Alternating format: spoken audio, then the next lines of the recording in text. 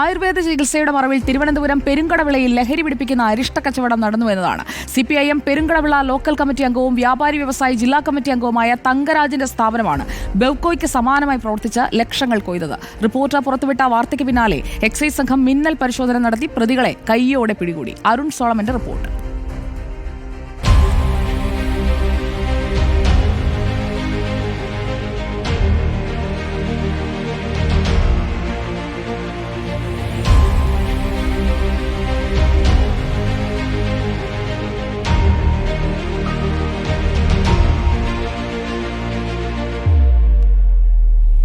ബെവ്കോയ്ക്ക് സമാനമായാണ് പെരുങ്കടവിള സ്വദേശി തങ്കരാജ് അരിഷ്ട വിൽപ്പന നടത്തി വന്നിരുന്നത്. ജീവൻ ആയുർവേദ പഞ്ചകർമ്മ ചികിത്സാലയത്തിന്റെ മറവിലായിരുന്നു വിൽപ്പന. റിപ്പോർട്ടർ സംഘം 2 ദിവസം നടത്തിയ അന്വേഷണത്തിലാണ് നിരവധി പേർ അരിഷ്ടം നിറച്ച ബോട്ടിലുകൾ പൊട്ടിച്ചു കുടിക്കുന്ന ദൃശ്യങ്ങൾ ഒളിക്യാമറയിൽ കുടുങ്ങിയത്.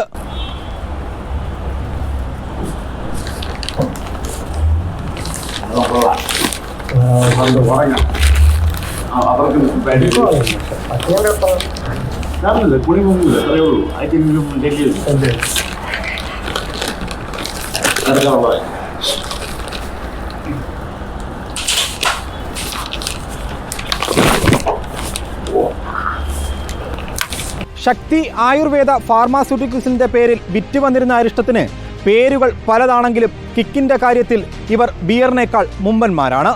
ഇവിടെ നിന്ന് വാങ്ങിയ അരിഷ്ടത്തിന്റെ സാമ്പിളുകൾ ലാബിൽ പരിശോധനയ്ക്ക് അയച്ചപ്പോൾ 10.57% ആൽക്കഹോളാണെന്ന് ഞങ്ങൾ കണ്ടെത്തി.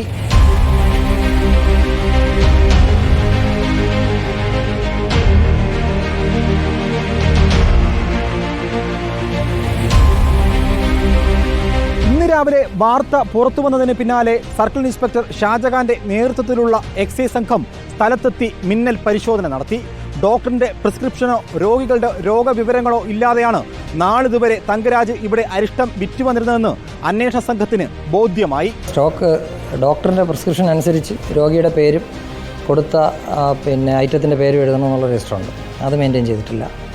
പിന്നെ ഒരു ഇൻവോയ്സ് രജിസ്റ്റർ മെയിൻറ്റെയിൻ ചെയ്യണമെന്നാണ്. അതായത് SP6 നിന്ന് SP7 കൊണ്ടുവരുമ്പോൾ ഒരു പെർമിറ്റും അതനുസരിച്ചുള്ള ഇൻവോയ്സും ഉണ്ട്.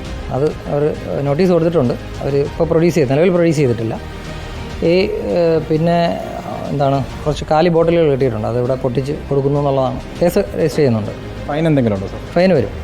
അരിഷ്ടത്തിന്റെ ഒരു ബോട്ടിലുകളിലും ആൽക്കഹോൾ കണ്ടന്റ് എത്രയാണെന്ന് രേഖപ്പെടുത്തിയിട്ടില്ല. ഇത്തരത്തിൽ നിരവധി ക്രമക്കേടുകൾ കണ്ടതിനെ തുടർന്ന് കടയുടമ തങ്കരാജിനെയും കടയിലെ സ്റ്റാഫ് അനീഷിനെയും എക്സൈസ് സംഘം കസ്റ്റഡിയിലെടുക്കുകയും തുടർന്ന് അമരവിള എക്സൈസ് റേഞ്ച് ഓഫീസർക്ക് പ്രതികളെ കൈമാറുകയും ചെയ്തു.